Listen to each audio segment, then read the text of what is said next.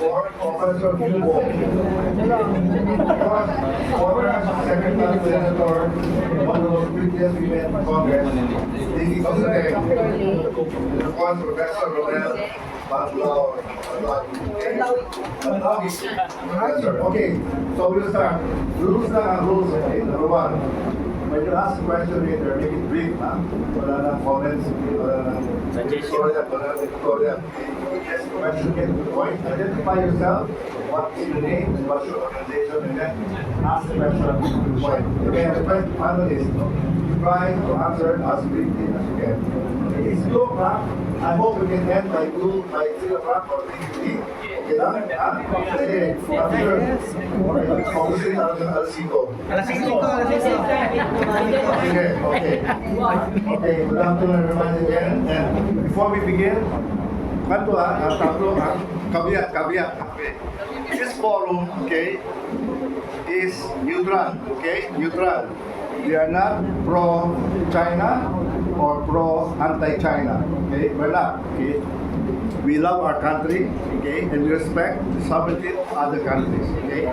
So, walang bashing, ha? Walang criticism, just objective. Okay ba? Okay. Okay. And of course, happy Holy Week to all of you, okay? Okay, let's be holy, okay? Okay. Let me start first with ladies first, ladies first. From the Philippines, Senator Coseteng, you have an opening statement. Thank you, Rod, and thank you also to my very dear friend, Wilson P. Flores, because this Tony Bakery Forum really has been a magnet for truth, a magnet for clear, concise, and understandable explanations to many national issues.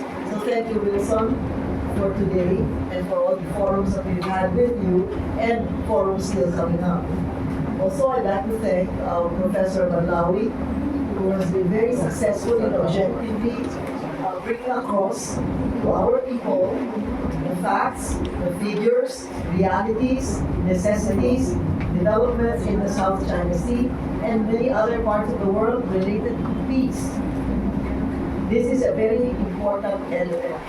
And I'd like to also welcome our Chinese professors and academicians, because this is also part of the process of enlightenment.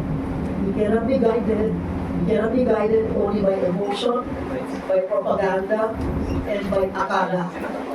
It is very dangerous to be guided by akala and sa tingin ko. It's more important to be guided by the facts, and the realities, to be guided by history, and to learn our lessons from history. Today, unfortunately, we don't have a projector, but I was given a beautiful, inspiring video, only 3 minutes, by my dear friend, Attorney Antonio Tony Oposa. And the message is very clear. To have peace on earth, we must have peace with the earth. And so this is in line with an Asian peaceful marine environment. It's going to be shown in the video as a live video, but unfortunately we are unable to show it today in this hall right now. But our viewers and listeners will be able to access the video when they watch this kapihan here in Kamuning Bakery as a whole after the event. I think peace is an important element. Peace is a necessary ingredient for progress, for prosperity, and for a future that we can depend on. A future where opportunities will be made available to all, and a future where our children, our grandchildren are going to be definitely protected, and for them to enjoy the fruits of our effort towards the establishment of peace. And we want peace based on justice. Hindi po katahimikan sa sementeryo hinahanap natin. A hinahanap natin ay katahimikan kung saan may katarungan, may pagpunawa, may paggalang sa isa't isa.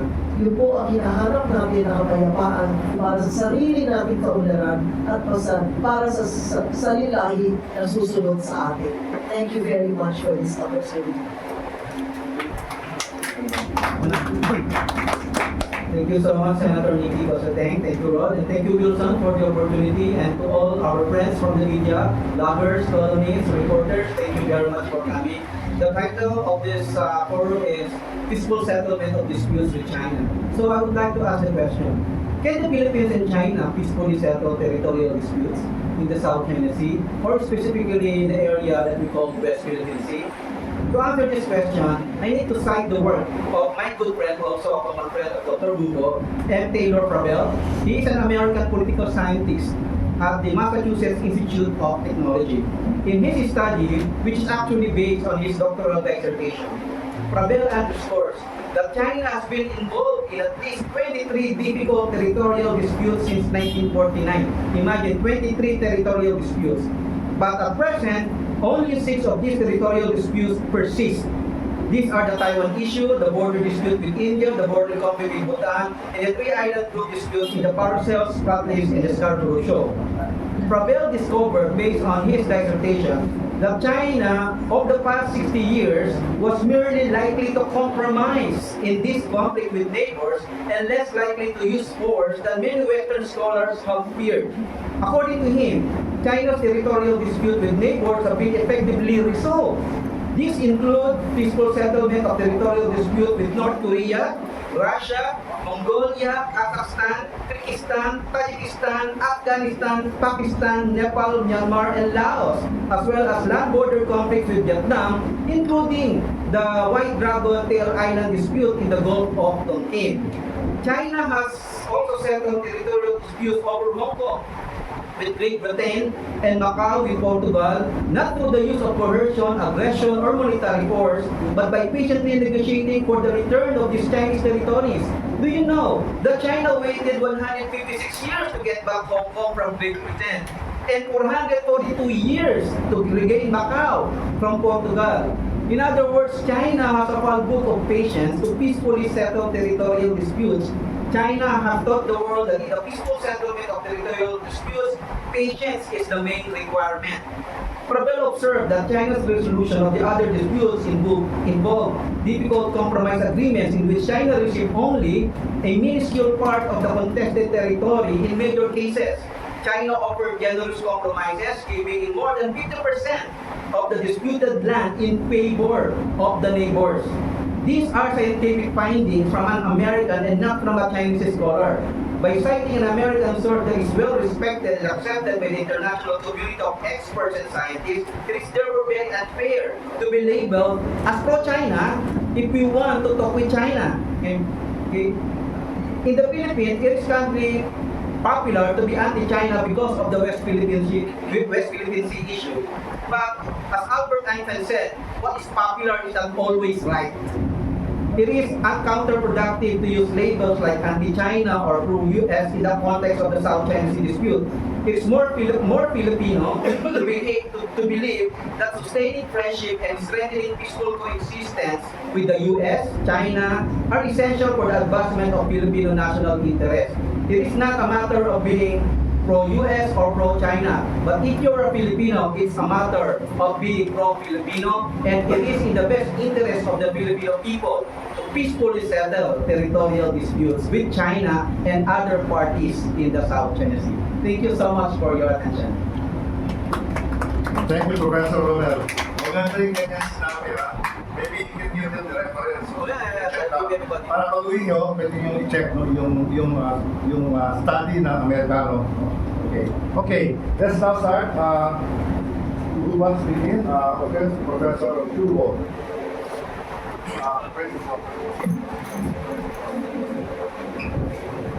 Good afternoon. So, good afternoon, ladies and gentlemen. And it's our pleasure to come here. Amazing that South China Sea is but not honored the atmosphere here. So it's my pleasure to be here to make the dialogue and the communication about the South China issue. And the senator and my friend Dr. Rommel has mentioned that we should peaceful resolve the disputes of the South China Sea. I'm not as ambitious as them. I think we can peaceful manage the disputes. I think in the foreseeable future. You know, the maritime disputes, because which related to sovereignty and maritime delimitation, is very difficult to resolve. I think in the near terms, it is not just the phenomenon, the reality of the Southeast Asia. It is also the reality of the world. We will say a lot of maritime disputes in the world, which are very difficult to resolve. Especially South China Sea disputes related to at least five parties. So I think sometimes I say that in our lifetime we will not see the resolve of the disputes. No party can persuade and convince other party to give up its own maritime claims. So I think I'm confident that we can peacefully manage the disputes. I know that our China-Philippine relationship has some difficulties because of South China Sea issues. But even that, in the last year, China and the Philippines have used the diplomatic channels to calm down the situation of Scarborough Shoal and of the Second Command Shoal and the Sabino Shoal. So you will say even the situation is a little tense, but the diplomacy makes sense. Another point I want to emphasize that I think the situation of the South China Sea has been exaggerated too much. You know, if you just focus on one thing, you will be very sensitive about that. South China Sea is very important for China and the Philippines, but definitely South China Sea is not the whole of the Philippines, even of the Philippines as well as China. And my final point is about the South China Sea policy, China-South China policy. I think the outside world, including the Philippines, has some misunderstanding and misconception of the China's policy and China's claims. I think China's claims is very consistent since the founding of People's Republic of China. And the China's policy also keeps consistent and stable. Even now, I think China's policy follows the doctrine of Deng Xiaoping of the sharing the disputes.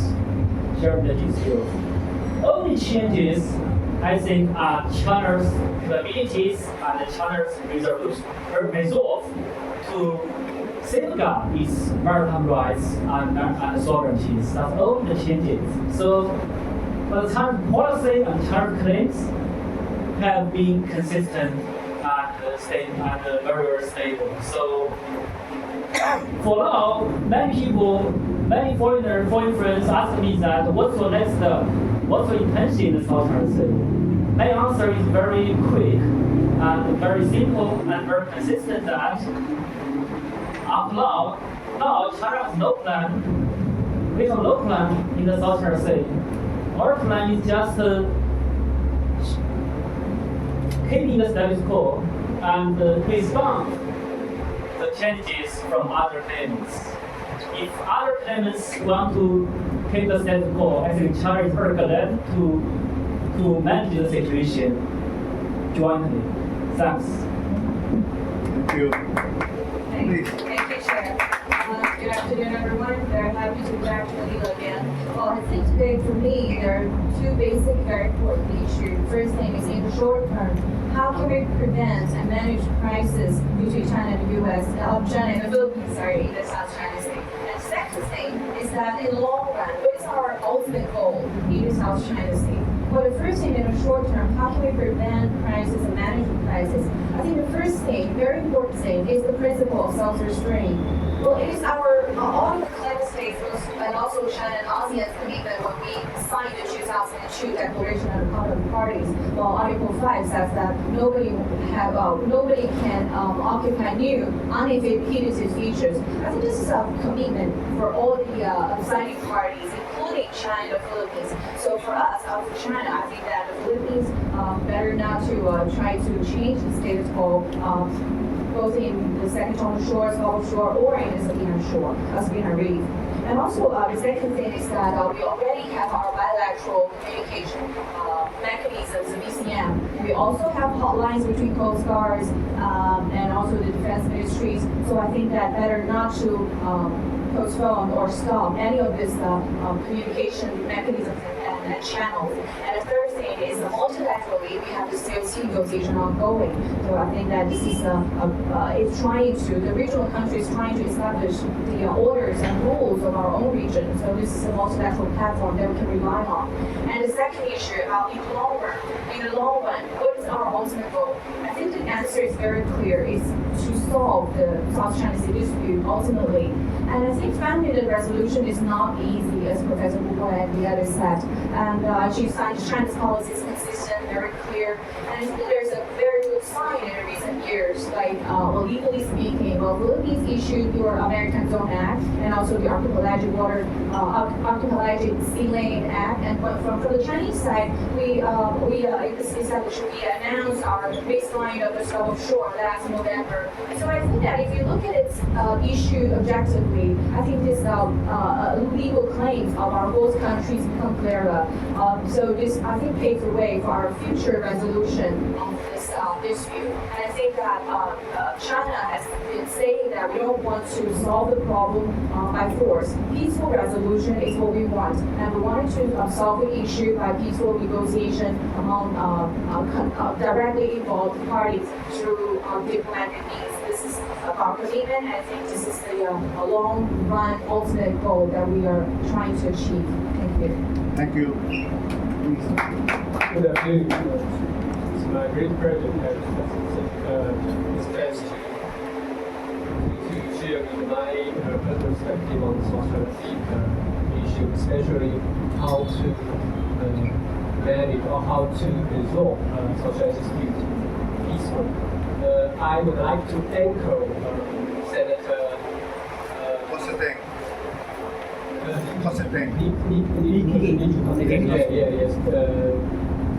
Proposal. What is the cornerstone? What is the foundation to set the social dispute peaceful? I think he highlighted at least three key words: fact, truth. One dimension. The second dimension he mentioned is justice. Dispute only is set by justified solution. It can induce that kind of solution will be induced. And the third one, I think he highlights respect the reality and history. I think that is truly cornerstone for we understanding the essence of South China Sea dispute. Nowadays we are full of one-sided narrative, propaganda, and fake news. We are living in this kind of how to say this Western information like we're living in some kind of information environmental. How we can clarify what's the truth of South China Sea, what's really happening on the ground, and what is history. Second, I would like to share with you what is the Chinese understanding of international order based on the international law. An international order based on international law is first and foremost the international order after Second World War.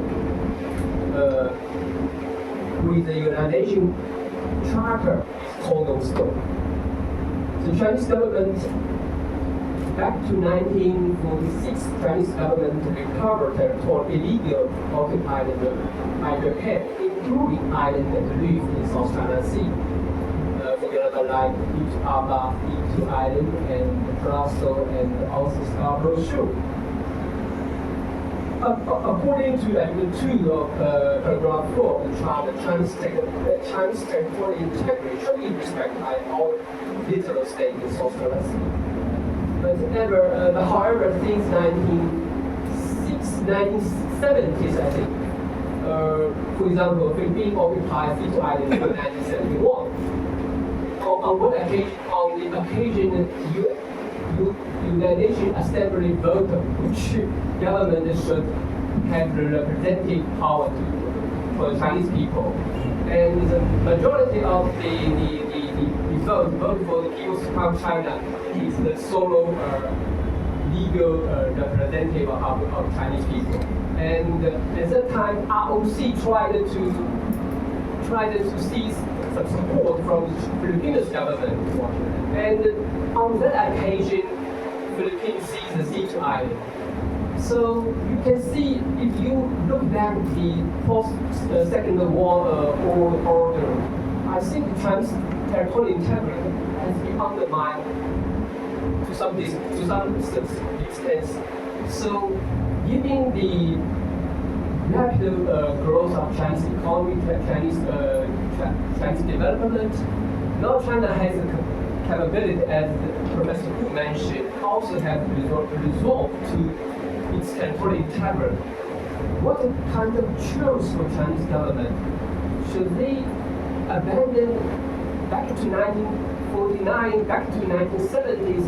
They don't want to abandon the territory of China Sea, giving the capacity, giving the strength of the knowledge. I don't think it's a possibility for China to give up its territorial sovereignty of China Sea. So what is important for us to manage the dispute peacefully? Thank you. Well, I work in international law, so as a lawyer, to answer the questions raised by today's question, I think we will main two questions. The first is how to resolve such dispute. That will be related to the method the parties choose to resolve that dispute, and the law applied to resolve this dispute. And secondly is what can we do to handle the final solution. So let's look at the international law first, how the law addressed these two questions. Firstly, under the UN Charter, every international dispute should be settled peacefully. That means two parties will seek a peaceful solution to that dispute. And meanwhile, there is another obligation for the parties that do not to escalate the dispute pending the final solution. And under UNCLOS, there's an obligation, namely not jeopardize or hamper the final solution and making every effort to have a provisional arrangement before the resolve of the dispute. So this is what law tells us. And secondly, I would look into the tradition of the ASEAN member states to deal with both international dispute with neighboring states. We'll find out that regionally, there is no tradition to use the microphone to ask anybody else to intervene to deal with the dispute, but they have a tradition here to manage the dispute, to prevent the dispute, and manage the crisis. That's what the ASEAN member states usually do in the long history in this region. So I think regionally and bilaterally to manage the crisis, to prevent the future disputes pending the final solution, would have rooted in the regional tradition and the common culture of ASEAN and China.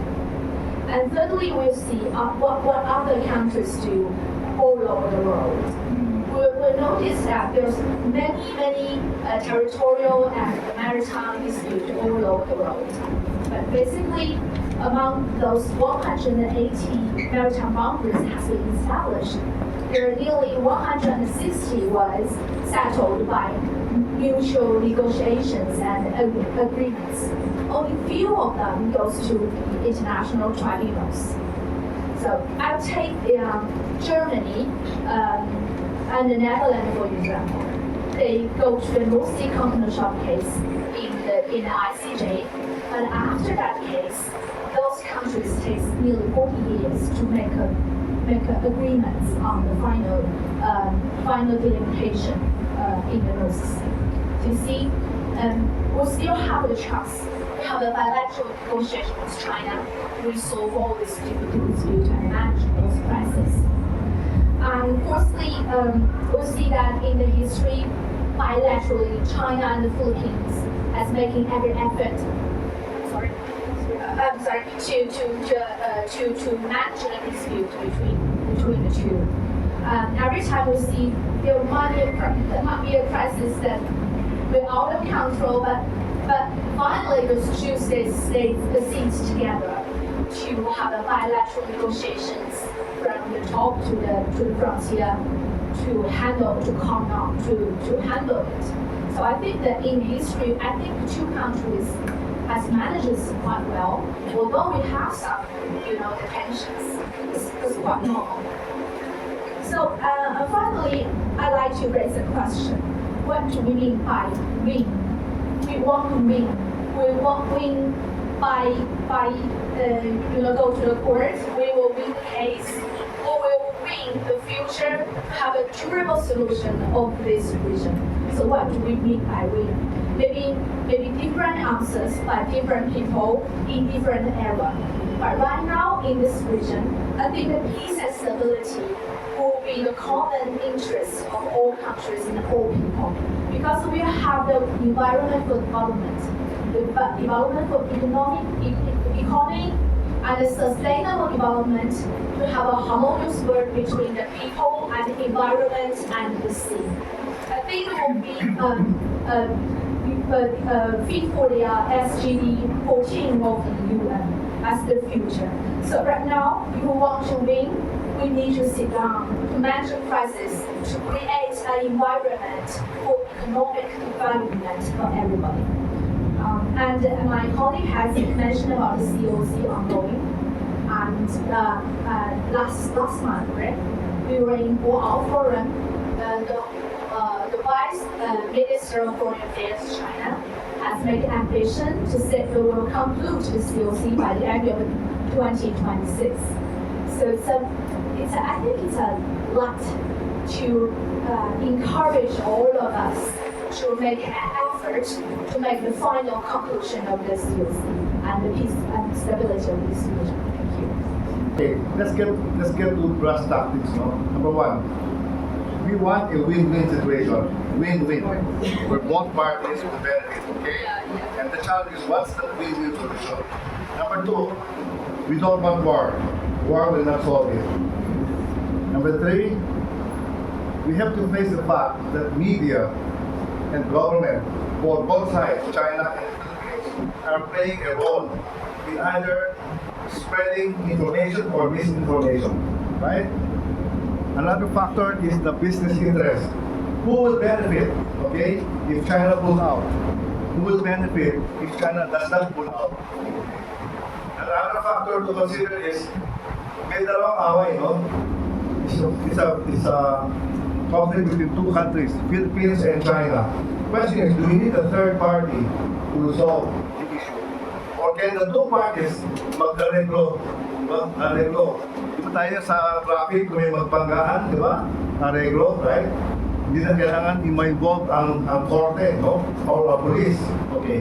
So the question now is, do we need a third party? Because obviously the third party can either be a solution or a problem, right? Okay. So I'm trying to put everything in proper perspective. My dear friends from China, believe me, the Filipinos are peaceful people. We do not want war. And if there's going to be war, definitely we cannot stay within Malaya. How can we fight China? Okay? But that will not stop us from asserting our rights. Okay? Now, unfortunately, there are third parties involved. If I may dare say, we have America, okay? America. Because of our close relationship with America, there are implications, right? There are implications. Now, here's the problem, ladies and gentlemen. Filipinos are very emotional, okay? We do not want to be bullied, okay?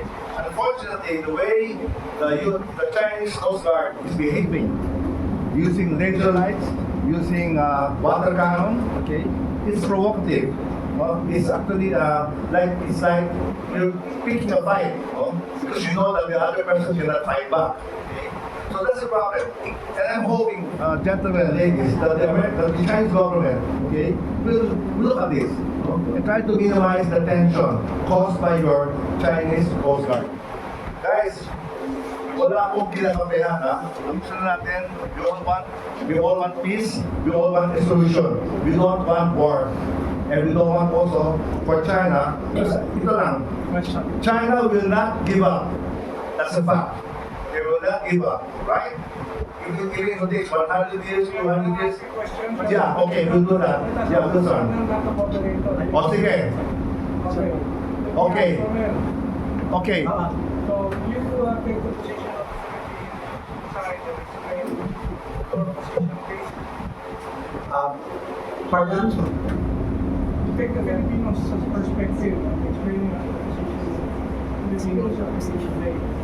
Okay, I'd like to explain.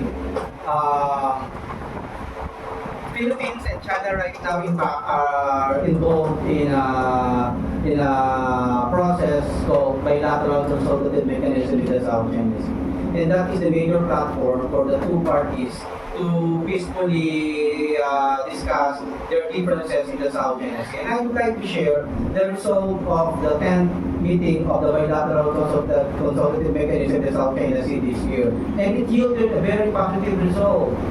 And what was the positive result out of that meeting? Both parties decided to have provisional understanding in the Union Show. And since then, there has been no interruption in the rotation and resupply mission of the Philippines in the area because of the provisional understanding. We need that kind of understanding in the whole South China Sea, not only in the Union Show, but also in Scarborough Shoal and other parts of the Kalayaan Island group, especially in the area very close to the Pag-asa Island, like in Subi Reef. So discussions can really yield positive results. And I would like also to highlight the result of that discussion in 2019. Do you know that in 2019, during the time of President Duterte, the Philippines and China already agreed to work together. They formed several working groups already. One working group on joint fishery management cooperation. Second working group on the development of natural gas and oil. And third working group on political and security community. In other words, they were ready to work together already. They were already working groups, and I monitored all this discussion. Unfortunately, COVID-19 pandemic slowed down and even stopped the process. So we need to revive that kind of process. There's no need to reinvent the wheel. We can talk about joint development of natural gas and oil again. We can talk about joint fishery management cooperation. And in that regard, if we will cooperate, both parties will benefit from it. Okay? So I have subscribed to the suggestion of our Chinese colleagues here that one important element in the peaceful settlement of dispute is for the two parties first to exercise self-restraint, and second, for all parties to avoid escalation of the issue. So it takes two to tango.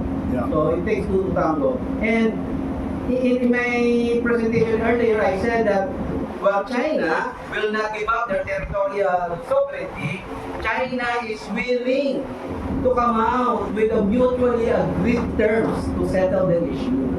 And based on the research I presented to you, China decided even in favor of the labor. You know why? Because, I studied in China. You know the main concern of China? China really wants to have a peaceful regional environment. Not because China wants peace for the whole region, Because China needs a peaceful regional environment so that it can continue its national development because it needs to feed 1.4 billion people. So peace is important for China. And also peace is important for us because without peace, it's very difficult for the Philippines to really develop as a nation. Thank you. If I may ask Senator Nikki, is there any party in the world that does not want peace in Asia? Well, let's put it this way. Those who live in Asia, the countries comprising the ASEAN, we know what it's like to have peace over the last 50 years. 50 years. And we know that when there is no peace, there is no development, everybody languishes in poverty, and even those who make money in war, from war, are also not winners. The question now that I'm being asked is, does everyone really want peace in Asia? We in Asia want peace. Now, countries that are very far away. Recently, for example, we read in the newspapers. Mga nagda-live stream, please. We read in the newspapers that the Philippines is going to purchase 20 fighter jets, F-16 jets, right? These are, I think, obsolete jets. How are you going to run them? Are there enough parts? Spare parts? How are you going to run them? You're up against drones. Drone carrying bombs. I love that. Diba? Maraming piloto mamamatay pagka sila pumunta rito. So in our case, we have access to social media, to the internet. We see what it's like in Gaza. We see what it's like in Ukraine. The Ukrainians were counting on the help of a country many thousands of miles away. And what did it get them? 1.5 almost million dead Ukrainians. Gaza, so many thousand miles away. Support is going to the obliteration, annihilation, and this genocide that's happening in Gaza. So when you say, do we want peace? Are there anyone in this region who doesn't want it? I'm sure in this region, 110% of the people in this region want peace. When after the Vietnam War, the Russians left Cam Ranh Bay, the United States left Vietnam. Right? 50 years Vietnam tried to, pull themselves up by their own bootstraps. And today, they are 3 times bigger than the Philippine economy. China could have overrun Vietnam at the time when they had almost 3 million dead. Because they're only divided by a road, maybe divided by some trees. Did China do that? No. That is where my confidence comes from. China, I don't think, took Myanmar or took Cambodia or took Vietnam at the time when they were most vulnerable. And they could not come to any other country in the world for help. They only had themselves to help. And yet, they have now overtaken the Philippines. So, we in Asia, according to some scientists, geopolitical authorities, our economy is now 3 or 4 times the size of Europe. Why do we want to destroy that? When China was poor, we were all poor. When China boomed, nagdala tayo dun sa boom. We were part of that entire growth. So why do you want to destroy that? I don't see it. I want that growth for my grandchildren. Everything that we saved for, we've inherited, we've worked for, will go down the drain. Why? Only because there are certain entities who want to make money on war. Why should we make ourselves that platform for people to make money on war?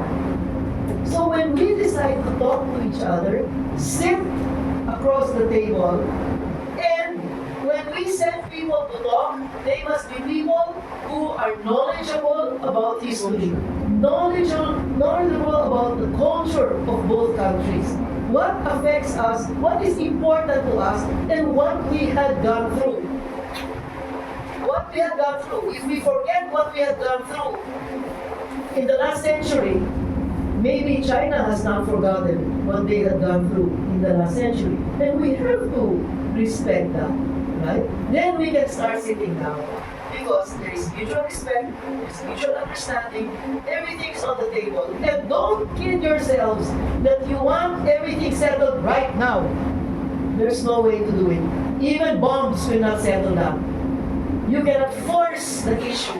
Let's discuss it. Tapusin na natin ngayon para wala nang gulo. No, that won't happen. If it takes 200 years, at least even our grandchildren will not live 200 years.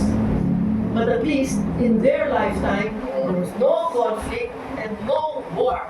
Lahat yung gusto mag-gera, gerahin nyo sa sarili nyong bansa. Huwag kayo dito magkalat ng gera.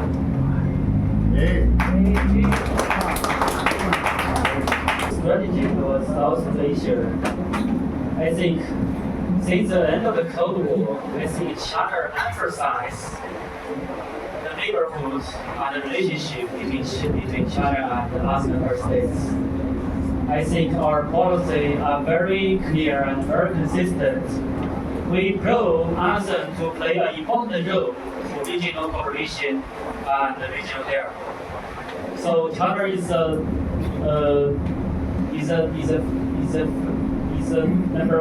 first major power to sign a lot of serious documents of ASEAN. So I think even now, I think as the regional countries, the neighborhood, I think South Asia, I think for me, China's strategy is the first priority. The fourth priority is around the China's whole regional democracy. So you can say the President Xi Jinping now is visiting Vietnam and then to Malaysia and then to Cambodia. So China takes our ASEAN member states and regard our ASEAN member states very highly. And so our strategy very clear. We want the stable and stability and harmonious of South Asia regions. As for the South China issue, I think I have to talk about the policy of China policy in the South China issue. And frankly speaking, EOC as well as COC is a big compromise for China to our ASEAN member states, neighbors, and friends and countries. Because usually these kind of documents regulate big power rather than middle power or small countries. So as a big power, I think China compromise much more than our ASEAN member states. So for me, I think that we have signed the DOC in 2022, and the one sentence Dr. Yan has emphasized that no party should occupy unoccupied features anymore. So far, so good. But yes, but for the COC, I think this time, China, as far as I know, China is very, very serious about the COC negotiation under the proposal. And Dr. Yan had mentioned, China government officers has expressed the sincerity to conclude the final document not next year. So I might suggest for our ASEAN member states that this is the most, I think this this is the big opportunities for the conclusion of the CIBOS. Maybe this is the only last chance to conclude this document. Otherwise, maybe I think even China tries its best to make a conclusion, but if it fails, I think China will desperately that. So that's a reality. So reality. So it's a good opportunities, and maybe it is the last opportunities to conclude the document. Thanks. And final point about the research vessels. I mean, I don't know in South China Sea or in the archipelago females or females. In the South China Sea or in the where? Near Capones Island. I think it's not in the South China Sea. Near Palawan. Banlaoi. Okay. Okay.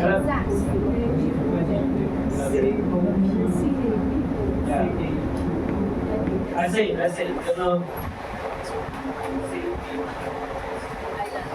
You know, South China Sea is an open sea, an open area. Every year there are millions of vessels transit in the South China Sea. So I think if you look at other countries, you will find Vietnamese and the U.S. warships will also come here. So if you just focus on China, maybe China trouble will miss. If you focus on every party, you will see. But legally speaking, China's vessels has the rights of freedom of navigation in this area. No matter, I think it's not in the dispute areas. China has the rights of freedom of navigation.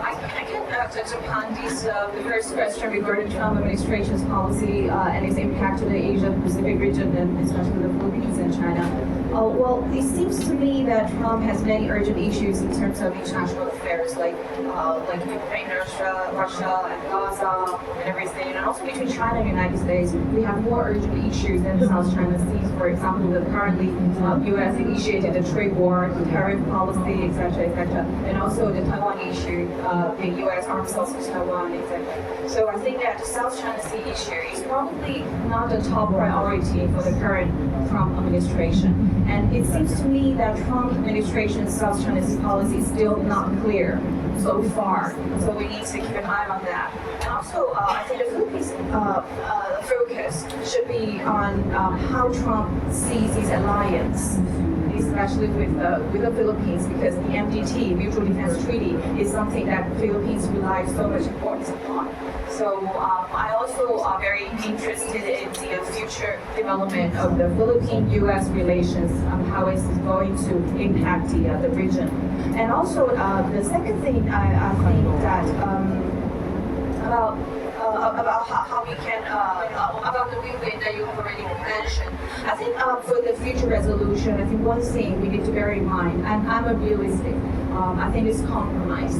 Well, everybody has a part to play, and everybody needs to know that nobody wins it all.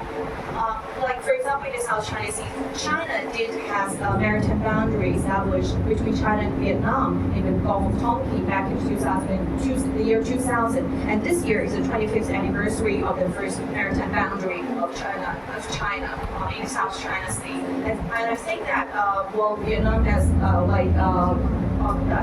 finally got 51% of the water space, and China has about 48-49% of the water space. So I think both China and Vietnam knows how to compromise, so we can make a deal. I think that if the Philippines knows how to, the beauty of compromise, the beauty of achieving what we really want by peaceful means, I think we can finally find the future final resolution in the South China Sea. for the maritime research.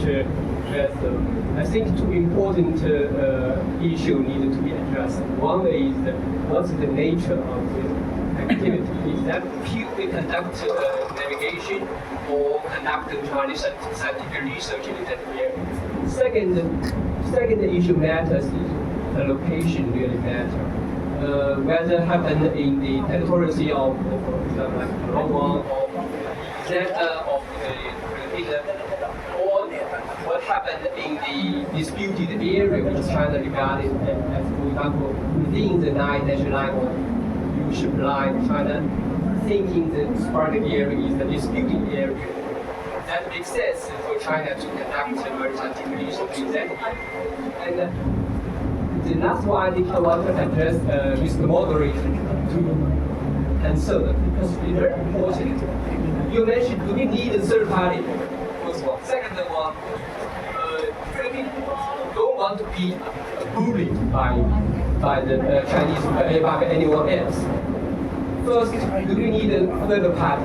If the third party is impartial,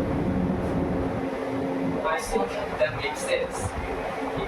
If the third party is taking side or not impartial, for example, like Japan, I take Japan as an example. Japan look at Hiroshima, which is only 2 king-sized beds. But based on Hiroshima, Japan claims more than 400,000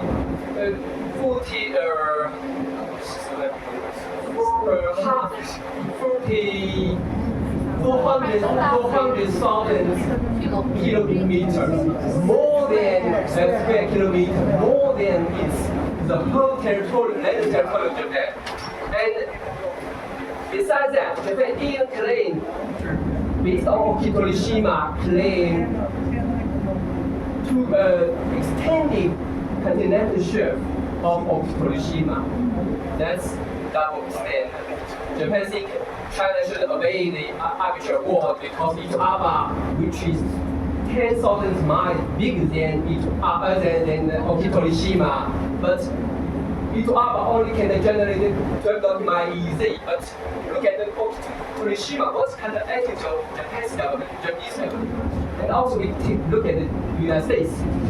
For example, Kingman's Reef, United States based on Kingman's Reef, which only have 0.012 square kilometer mile. Itoaba is 45 times bigger than Kingman's Reef. Same. United States claim more than claim 200 miles based on that small reef. So it's purely double standard. How can we trust those kind of third party? Second, regarding to the bullying question, I think globally, no country, China suffered central humiliation since 1840s. So do you think Russia, America can understand your condition better than China? I don't think so.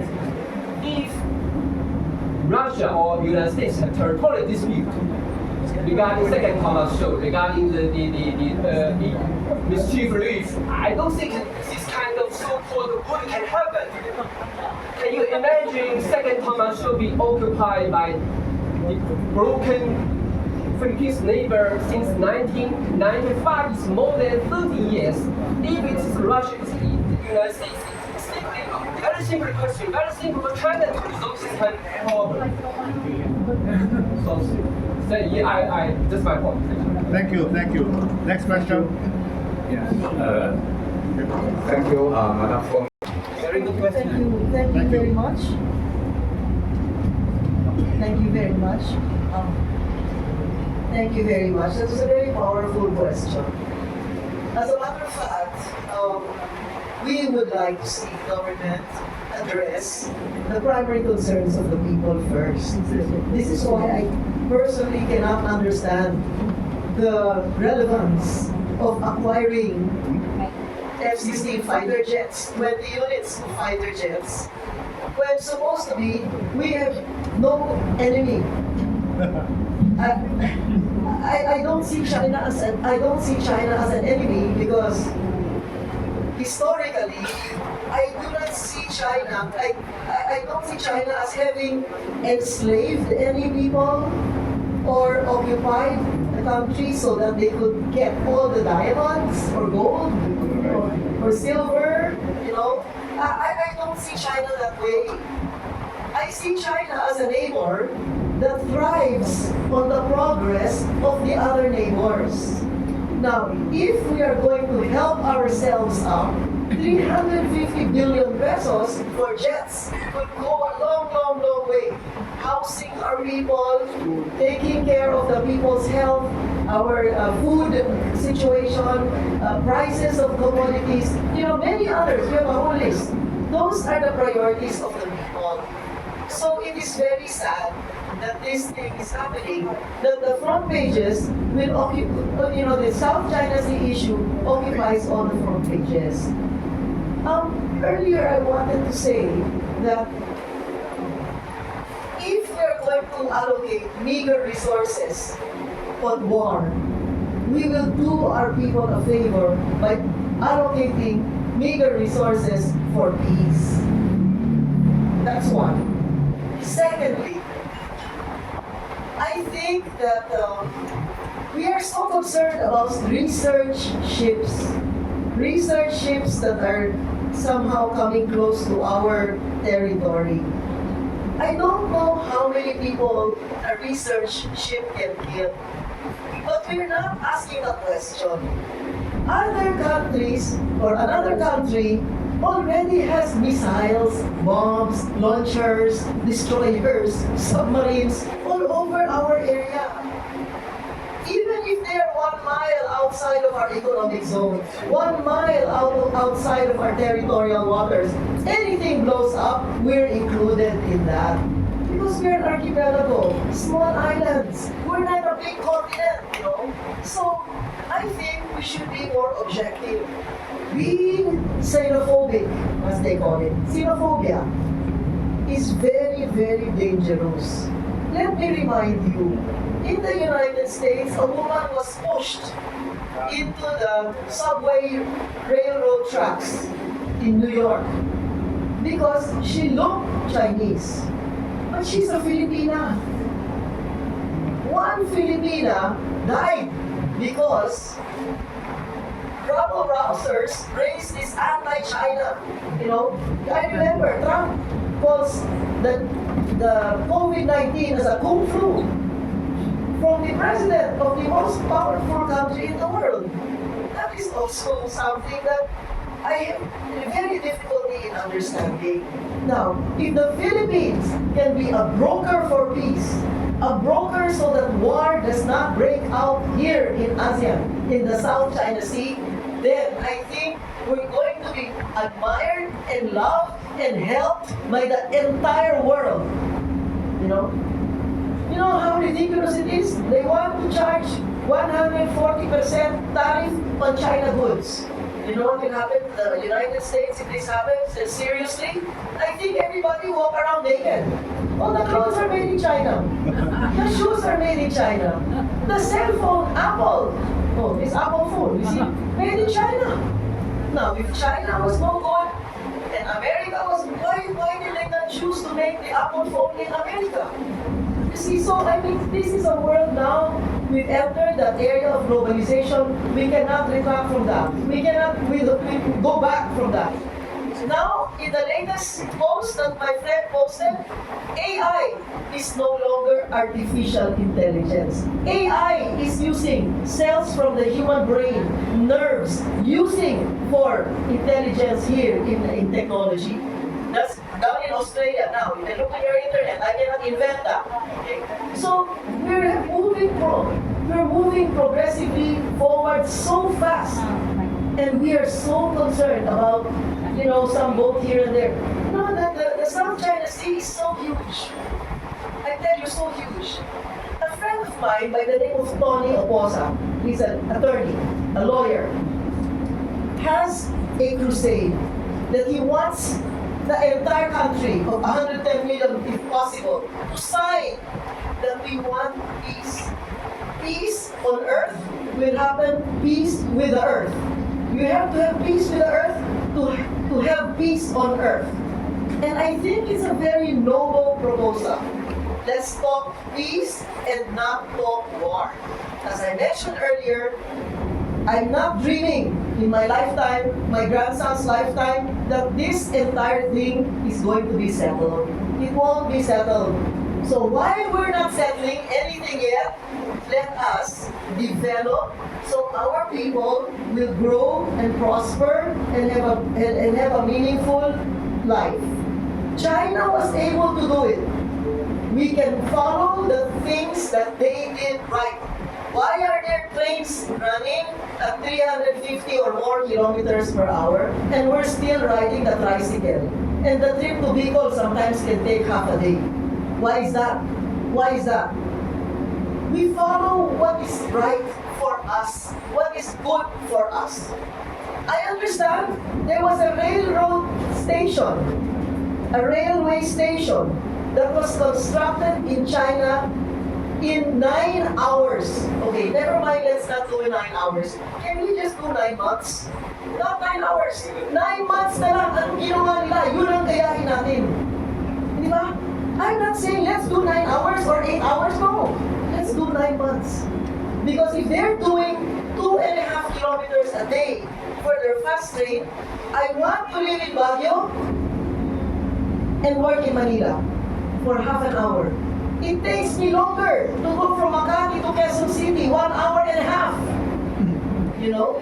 But I want to live in Baguio and I want to come to work in Manila. And the only way I can do that is if my train is running at 350 kilometers per hour. So this is why I want peace to reign in this country. And learn from them.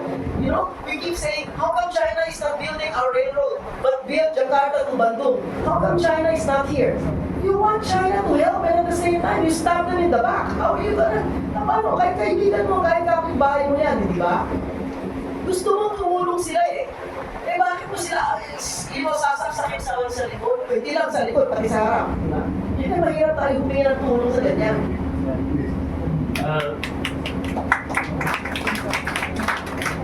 I want to add some comments to center's information that I think as a sovereignty nation, the Philippines definitely has a right to improve its military capabilities and have strengthen its national defense. But the problem is that it's wrong to use China's threat as an excuse.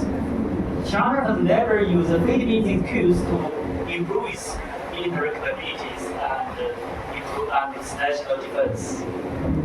And the other point I want, as an expert on military, I think the F-16 program, the price is too expensive. Yes, too expensive. It's not a good deal. It's not a good deal. Quickly. Very quick lang, Wilson, before you, because I'd like to follow the... 5 years ago, I conducted a research about military procurement in Southeast Asia, covering 5 countries in Southeast Asia, including the Philippines. And this is the problem with many Southeast Asian countries in terms of military procurement. It's not very transparent and not very accountable. Okay? And there are a lot of rules for illegal transactions. You know, in other words, when you see procurement like that, you know already what's gonna happen. Okay, thank you. Okay. Yeah, There are news in the last few weeks that India and China are talking now after 4 years of boundary conflict in the Himalayas.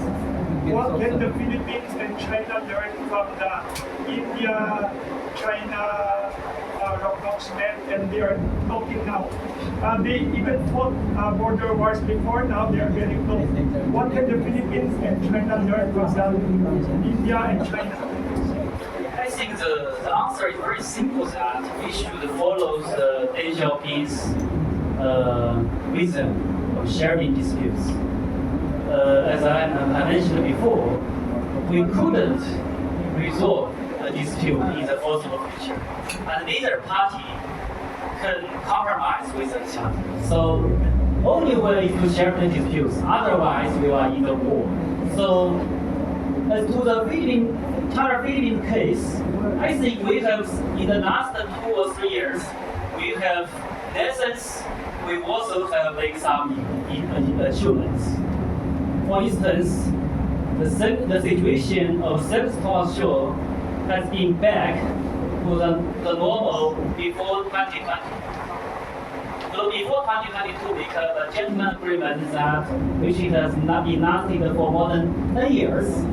And but this administration, has turned down this agreement. But after 2 years of interactions, and finally, I think both parties have realized the meanings of this kind of arrangement.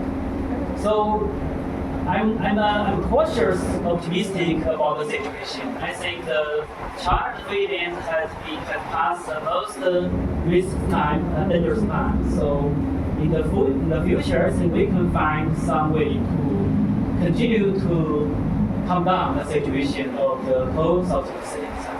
Thank you. May I ask something? I think I agree with Professor Huo, but I will add one thing is the confidence. Because I think China and India have confidence about their ability to manage that crisis. Although they have some dispute or conflict in the boundaries, they still have the confidence within the capacity to deal with this issue alone, just by themselves. So I think that China and the Philippines will also have confidence in ourselves. No, I think from the Chinese perspective, I think China has confidence with itself and the Philippines. But the Philippines has confidence of your own ability and have trust in China. Yeah, I think this is the lesson I learned. But I still have the confidence in the future because just as Hugo says, we have managed that in a long history very well. The things, the crisis, we should have the confidence because we did it, right? The things just happened just several years, just because we get third party involved. So be confident with all ourselves. We will finally make it. That's my answer. Thank you. Third party involved will complicate the disputes. It will, I think, complicate disputes to major power competition. So that's more complicated. Question? In other words, why are you doing that to us? The water cannon, laser pointing? Yes, no, I will be emotional. I think we all see that water cannons and lasers thing. Well, to me, from the Chinese side, I think the reason why these things happen is because the Philippines is trying to change the status quo. No matter on Second Thomas Shore, infringing this gentleman agreement before 2022, and trying to ship construction materials to the Central Library, and also on Sabina Shore, trying to occupy Sabina Shore as an uninhibited features, which I think is a violation of the 2002 DOC, and infringing your own commitment to the COC as exercising self-restraint and not to occupy new features. So I think everything happened for a reason. I think if the Philippines trying to make the first move, China does have a very strong willingness and firm activities to safeguard our own national maritime interests. And China's policy and our activity at sea is actually very consistent. And also about the fishermen. Well, about the 200 nautical miles of EEZ that you mentioned, I really wanted to say that the legal status of these waters is that before the maritime boundary is finally delineated between China and the Philippines, this area is a disputed area. So China also claimed the South China Sea. If you look at the 2016 China's statement from the Foreign Ministry of our claims is very clear. And talking about this India boundary and the example of China-India negotiating the boundary and also the China-Philippine dispute, well, to me, the maritime dispute is far more complicated than land boundary dispute. In the South China Sea, if you see in the Spratlys, we have, in the whole total South China Sea, we have more than 200 features, island features, rocks, low tide elevation and everything. We have more than 200 features in the waters, and we need to know who these features belongs to. And then we need to have a maritime boundary between all 5 maritime states and all our neighbors. So it's far more complicated than a land boundary. But I think that if we don't want to see any future conflicts in the sea and not to see any conflicts, and this is what I say, that in the first beginning, I think that crisis prevention and management is important. The first thing is that we need to bear in mind the principle of self-restraint, and we also need to let our communication mechanism work. Let it be the BCM, the bilateral consultation mechanism, or the Coast Guard hotline. We need to communicate when everything emergency happens to prevent escalation of this crisis. Thank you. Okay. We don't see any game in the Southern case, we don't game. So, but just as Professor Zheng Zhihua had mentioned before, in the history, according to international privileges, China has the sovereignty of the Shanghai Islands.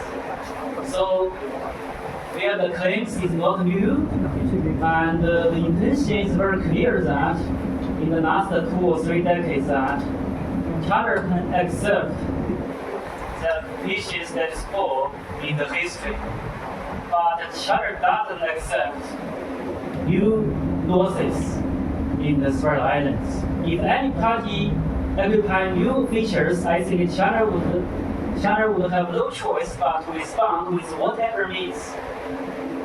But in the occupation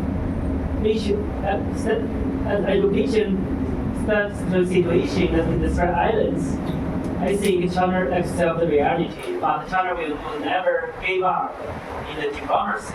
We would not give up our claims in the South China Sea. But we also know that Vietnam, Philippines, Malaysia have occupied several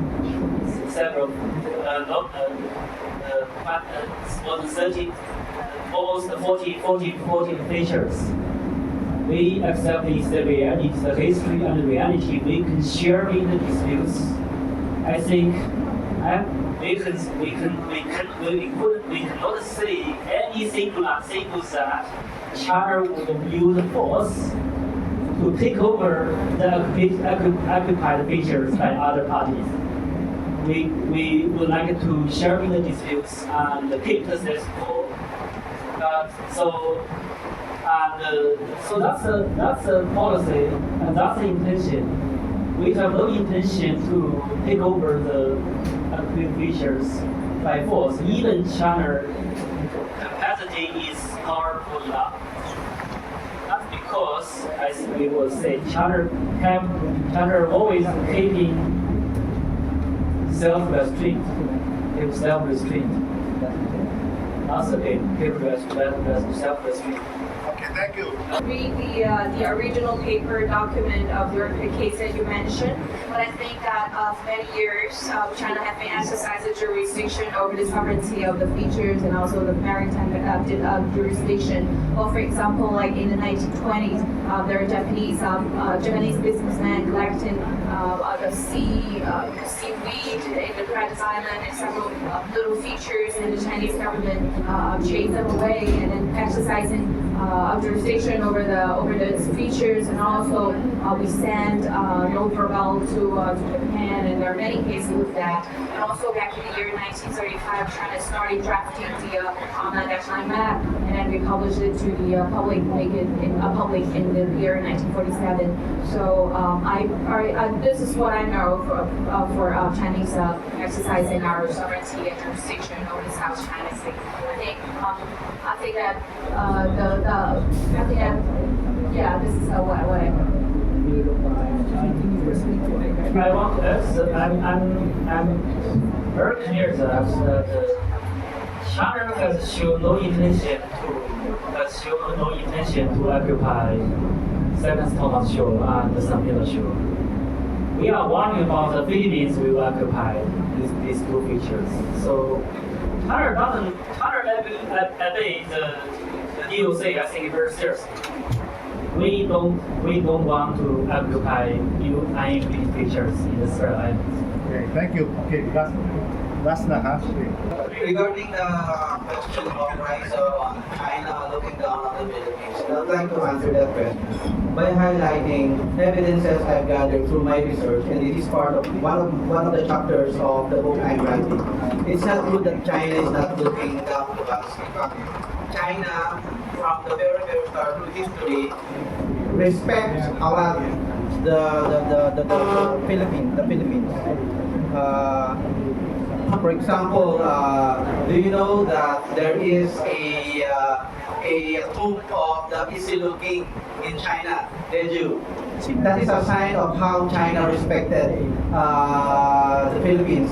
When the Sultan of Sulu went to China 600 years ago, he died in the process of going back to the Philippines. And China gave that king the royal burial in the Jeju province in Shandong.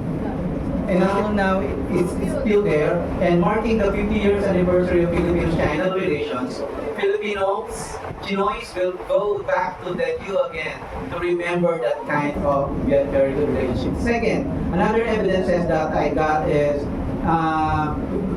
400 years ago, during the difficult times in the area, one of the kingdoms in the Philippines, I will not mention it yet, asked the emperor of Sulu, emperor of China, to be part of the empire, a kingdom in the Philippines. But the emperor of China said, "You are too far away to be defended. We want to make you as one of the empires, but you're too far to be defended. So stay free and defend yourself." So that's the kind of respect that China gives to us now. At present, China is not looking down on us because based on my study of China's military development and achievement, China can just do more than laser pointing or water cannoning against us. It can do more than that. But China is not doing it because it does not want to provoke anything that will lead to unintended violent encounter. What China is doing, in my observation, is just a calculated moves to prove its point that it has displayed. And that is why we can prevent these things to happen if we will continue negotiating. Just look, 3 days ago, the armed forces of the Philippines announced and celebrated successful rotation and resupply mission in the Union Shore, because China in the Philippines has provisional understanding to maintain peace in the area, and we should broaden that in other parts of the studies. Thank you. Okay, after all said and done, the question now is, how will you report this tomorrow? Okay, thank you very much. God bless you all.